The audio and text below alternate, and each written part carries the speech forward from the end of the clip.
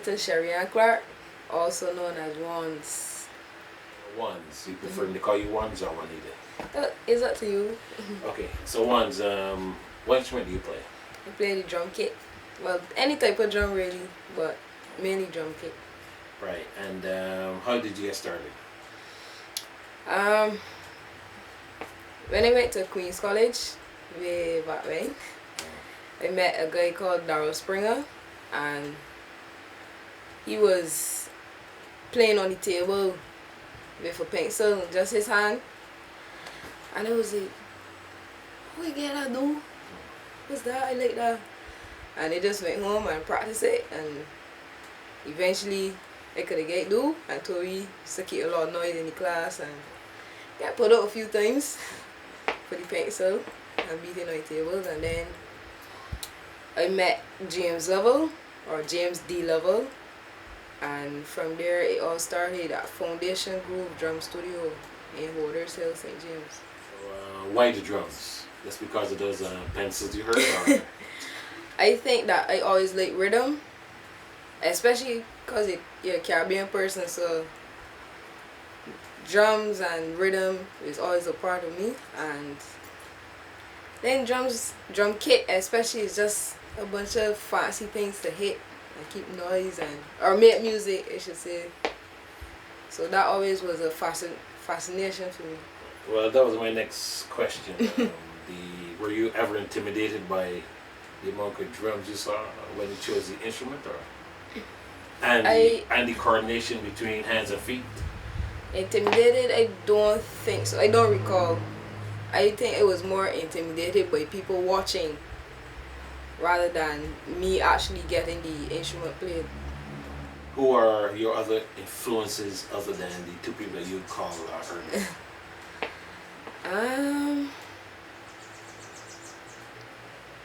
I would say I ain't got no specific. I don't have a specific person because James is a very, very big influence for me. And in terms of Barbados, there's Jamal Brown, who's more known as a reggae drummer or rock drummer. And other than that, like outside, I check like Dennis Chambers, I check Bernard Purdy, I check Buddy Rich, I check a whole different set, but I wouldn't say that there are specific influences for me. Mainly James and drummers that I see here, trying to push Barbados and what's not. So that's my biggest influence there. Right. Interesting that you call Bernard Purdy because as a drummer, soul, funk, rock, they all sort of intertwine. And those guys are basically the pioneers. Guys like Bernard Purdy are like pioneers in doing that kind of stuff. So it's interesting that you call his name, which is a good person to listen to. I was fortunate to play with him. Oh, okay. At one point, but other than the American drummers as influences, how about our Brazilian and I love Sheila E. Actually. She's more of a percussionist, but she could play drum kit also. But I think that as a female thing, that she is just amazing. I like the glamour that she has. I'm not a very fancy person though, but I like to see how she does perform and what's not. I like the performing aspect. And Terry Lynn Carrington, yeah, she's played real nice and what's not. Yeah. Well, when I first met you, I always tell you that I like female drummers because of the fact that not necessarily the fascination of seeing a woman playing the drum or drums, but the fact that it has always been a male-dominated instrument, and to see some person of your age playing, 23, right, playing at the level you're playing at is really interesting. And I can see that you're going to be big if you keep at it. All right, actually bigger than you are right now, because in your own world and community, I guess you're looked up to as the next person coming on the horizon. So I see a lot of things for you if you keep doing what you're doing. And the most important thing that drummers have to have is feel. And I think you've already accomplished that as far as like being able to groove and sit in with other folks. So the jam that we had, I enjoyed it, which prompted me to do this interview with you, because I figured that if I'll be the first one to do it and people get to realize that they're overlooking you, then they'll be too late in getting the interview that they should have had. What about your support system? My biggest support comes from my mother, Marcia, and my grandmother, Gloria. They're the two people that I live with down in St. James. They have to basically put up with all the noise of me practicing or rehearsing with other musicians. My father, Barry, or Scruff, that everybody know him as, DJ Scruff, he's also very supportive, although since he's a DJ, he's not always able to come to some of the gigs, but he's still really supportive of me. James, DJ Hurricane, Tito Giddings, Daryl, that started me off. Those are also part of my support system. And another very big support is Rasheen Braffett, who's like my brother, really and truly. He will go to the moon with me on his back and he drums in his hand. That's what he told me. So that's a very, very big support. I can remember back in 2010 when I had my band One Love, JUAN Love. I used to practice inside my house in a small room with about 6 or 7 people. We got 2 keyboardists, bass guitar, drum kit take up half the bedroom, 2 vocalists. So always squeeze in this little room practicing, and we try not to practice past like 9 o'clock or so, because you don't want to affect the neighbors. But little did we know the neighbors don't have a problem with it, because up to this day now, in the room outside which my mother built for me, when they go into the shop or to the bus stop, sometimes you hear, I hear you practicing the other day, you sound real good, I hear the band, when next one playing, I want to come and see. A whole set of different things. Nobody don't complain for the noise, nobody never send the police. Everything in St. James is good, really and truly. Support is really good. Even from other musicians who I work with, everybody is very supportive. They tell me keep practicing, doing what I'm doing. They like how I'm playing, how I'm developing. I see all of that as support, really and truly, because if people didn't give me opportunity, like for Big Show Tank, if I didn't get the opportunity from James and Bernard, who's the band leader for Big Show Tank,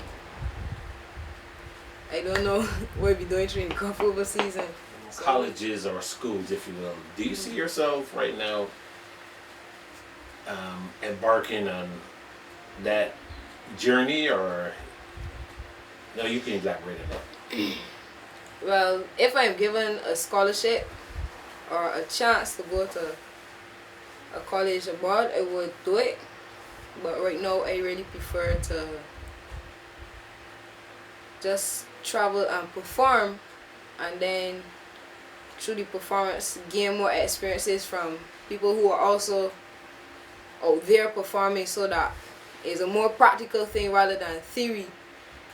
And to be honest, I am not much of a theory person. If I have to do it, I will do it, but practical is my way of processing and learning. Sometimes I don't always, by the time I started playing, I never always used to catch things quick. So the practical way is better for me to catch on. Like, I could look at a drummer hands and hear what he's playing, and I may be able to get to know, but if it's written or if it's taught from just somebody speaking, I will not get it as fast. But yeah, if I get a chance for a scholarship, I would take it. So right now, you basically what you're saying, you're not a theoretical person, more practical. Yes. Well, they both go hand in hand. So if you can pursue the theory part of what it takes to be a better drummer, Mm-hmm. because you never know what situation you might meet. You might get a gig in the studio with who knows, and they might put a chart in front of you. So, you know, or they might say, "Yeah, right, you know what? We don't need a chart for you. We just want you to play." But every situation doesn't necessarily accommodate that. So, and you know, and it's a dog eat dog world as far as like drummers and who gets what gig and the first person on the list for studio call. You know, that's also, if you get it up in that ranking, like right now, Dennis Chambers might really never want to get to be called. He might say, "Okay, call once because I can do it." But, you know, and that's not impossible. So, actually, in terms of reading, I think that I come a long way since I went into BCC, Barbados Community College. Because now I can actually read a chart. Before I couldn't. I never understood it. When I was at Queen's College, we had to do music up to third form, but I never really liked it in school. I just like playing drums. I always hated the theory part, so I never continued doing music throughout school. But I was playing. I actually had a off time, more or less, from drums because of more or less financial or where the classes were or what's not. So my drumming eased up, but now you practice. yes. So how do you see the state of drums in Barbados like? Do you see where like drummers can become leaders in their own right, as far as like having their own bands rather than being sidemen?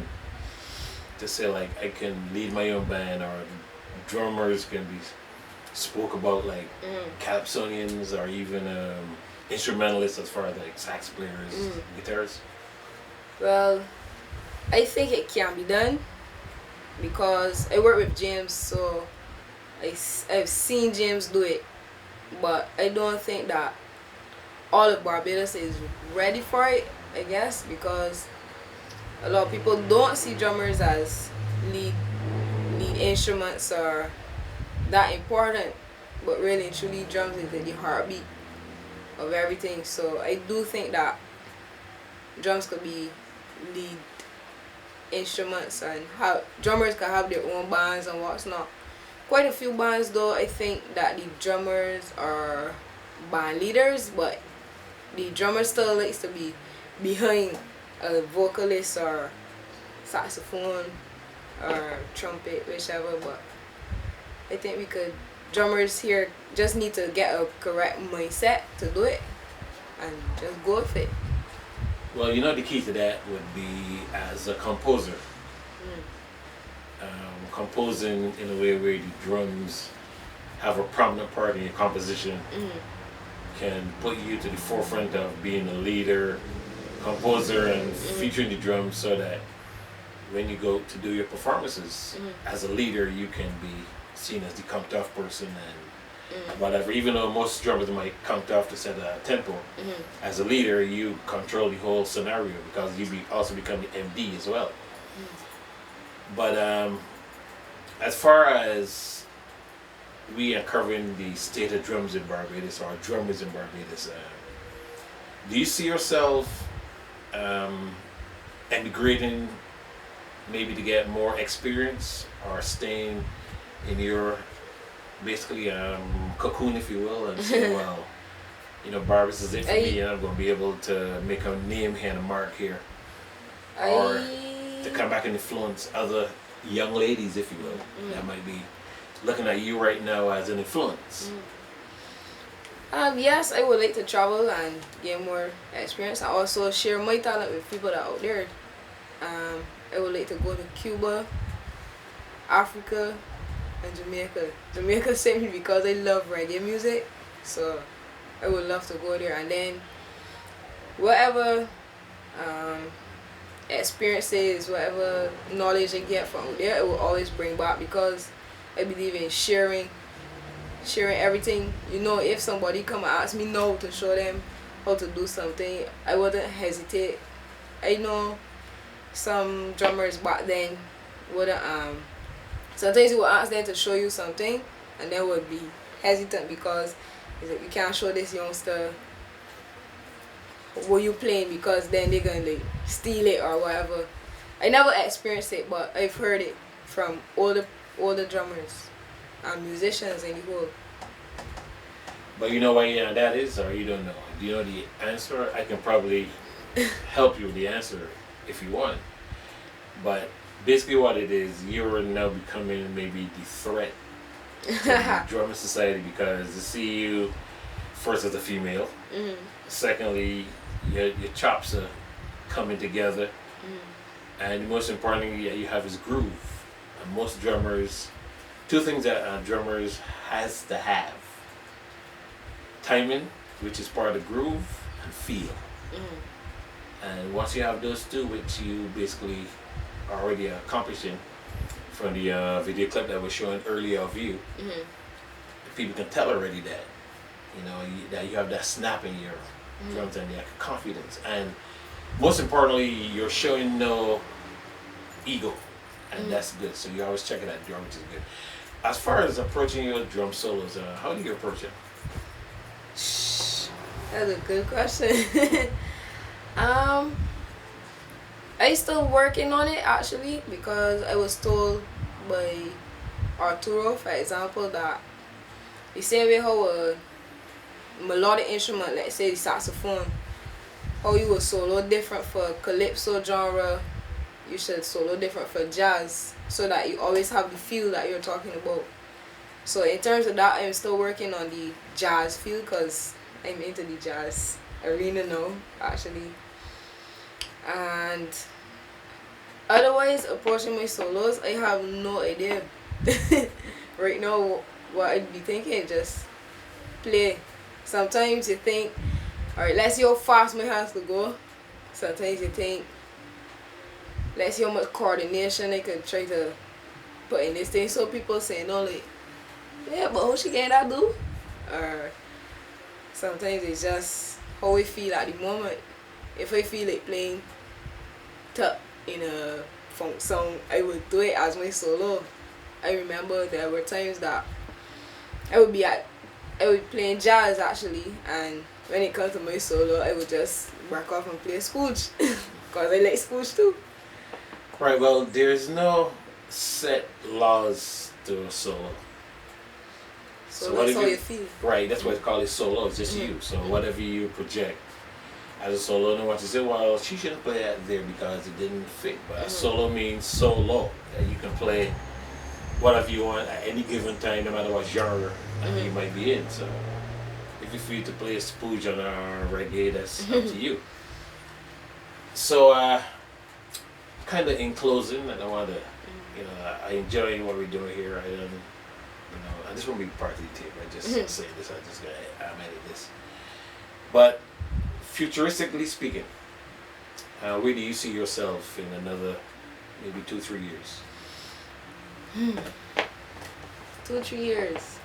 I would like to continue teaching. It's not a favorite thing of mine, but I still believe in sharing knowledge to everybody who needs it or wants it. I actually want to do my own music. So going back to your question before about drummers being lead instruments or what's not, I would like to actually do that and have an album. I don't know if it will happen in 3 years because that would mean I have to work on it from like today every day till 3 years to get it correct and sounding proper. But that's basically it. I want to have a studio so that it's not just for me, but for all the young people that I work with, if they want to come and record something and make their own music too, that I could be a help to them, so that all of us will move forward together as 23-year-olds or 20-year-olds or younger, really. Obviously with the help of some older people, but I would like to keep it as a young person thing, moving on. When you first, on your first gig, My first gig. right, and you went out as a female drummer. Notice I said female underscore. What was the reaction to people? From people. Yeah. You, a girl playing drums? Right. That's what they said, right? If they may say it, it was a look on their face like. Yeah, they were amazed until you started playing, and then it was they forgot that there was a female. Yeah. Yeah, that's a pretty interesting. I mean, it's sad that in a male-dominated society, per se, if you will, that and a male-dominated instrument, that people always tend to see. Can she play this thing? What's she doing here? You know. Yeah, so, I see that look too. Right. Actually, when I played the big show tank, my first year, the people, Matt introduced me, Matt Fingal, and when you look out in the crowd, it's like, people there like, oh yeah, a girl playing drums for true. And then he would always test me, so it'd be like, alright, play reggae, stop, play jazz, stop, play this, play that. And then when I finish, the applause is like, I get more applause than the Calypsonian. Yeah, well, that's good. It's really a pleasure to see you play and to play with you. It was fun.